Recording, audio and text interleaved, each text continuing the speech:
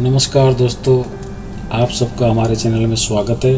मैं आपको आज फिर एक कथा लेकर आया हूँ। शीर्षक है कर्ण को श्राप। तो आइए वो कथा सुनते हैं। अपनी कुमार अवस्था से ही कर्ण की रुचि अपने पिता अधिरथ के समान रथ चलाने की बजाय युद्ध कला में अधिक थी। कर्ण और उसके पिता अधिरथ आचार्य द्रोणाचार्य से मिले, जो कि उस समय युद्ध कला के सर्वश्रेष्ठ आचार्यों में से एक थे। द्रोणाचार्य उस समय कुरु राजकुमार को शिक्षा दिया करते थे।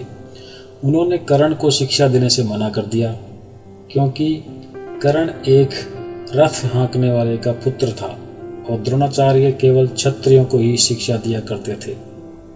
द्रोणाचार्य की असम्मति के उपरांत कर्ण ने परशुराम से संपर्क किया, जो केवल ब्राह्मणों को ही शिक्षा दिया करते थे। कर्ण ने स्वयं को ब्राह्मण बताकर परशुराम से शिक्षा का आग्रह किया। परशुराम ने कर्ण का आग्रह तो स्वीकार कर लिया और कर्ण को अपने समान ही युद्ध कला और धनुर्विद्या में निष्णात किया। कर्ण को उसके गुरु परशुराम और पृथ्वी माता से शाप मिला था। कर्ण की शिक्षा अपने अंतिम चरण पर थी। एक दोपहर की बात है। गुरु परशुराम कर्ण की जंघा पर सिर रखकर विश्राम कर रहे थे। कुछ देर बाद कहीं से एक बिच्छू आया और कर्ण की दूसरी जंघा पर काट कर घाव बनाने लगा। कर्ण बिल्कुल भी नहीं चाहता था कि उसके गुरु के विश्राम में कोई बाधा उत्पन्न हो, इसलिए उसने उस बिच्छू को हटाकर दूर नहीं फेंका। वह बिच्छू अपने डंक से कर्ण को भयंकर पीड़ा देता रहा, किंतु कर्ण ने अपने गुरु के विश्राम में खलल नहीं आने दिया। कुछ देर बाद जब परशुराम की निद्रा टूटी और उन्होंने देखा कि कर्ण की जांघ से बहुत रक्त बह रहा है, उन्होंने कहा कि केवल किसी क्षत्रिय में ही इतनी सहनशीलता हो सकती है कि वह बिच्छू का डंक सह ले, ना कि किसी ब्राह्मण में।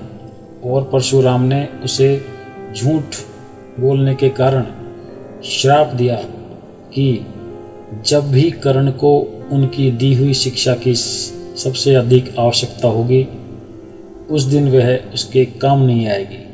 कर्ण, जो कि स्वयं भी ये नहीं जानता था कि वह किस वंश से है, ने अपने गुरु से क्षमा मांगी और कहा कि उसके स्थान पर यदि कोई और शिष्य भी होता तो वो भी यही करता। यद्यपि कर्ण को क्रोधवश शाप देने पर परशुराम को बहुत ग्लानि हुई, किंतु वे अपना शाप वापस नहीं ले सकते थे। अतः उन्होंने कर्ण को अपना विजय नामक धनुष प्रदान किया और उसे ये आशीर्वाद भी दिया कि उसे वह वस्तु अवश्य मिलेगी जिसे वह सर्वाधिक चाहता है, यानी कि अमिट प्रसिद्धि।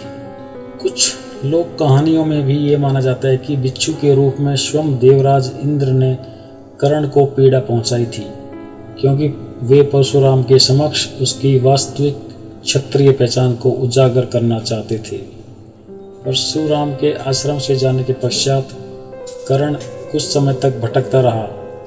इस दौरान वह शब्द भेदी विद्या भी सीख रहा था। अभ्यास के दौरान उसने एक गाय के बछड़े को कोई वन का पशु समझ लिया और उस पर शब्द भेदी बाण चला दिया और बछड़ा मारा गया।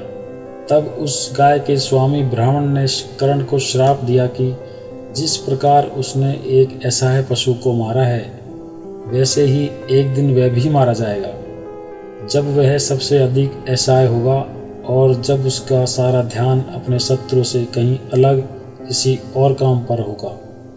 तो दोस्तों, ये थी कर्ण के श्राप मिलने की कथा। उम्मीद करता हूँ ये आपको पसंद आई होगी। अगर आपको ये कथा अच्छी लगी हो तो कृपया हमारे चैनल को सब्सक्राइब करें, शेयर करें और कमेंट ज़रूर करें। जय श्री कृष्ण।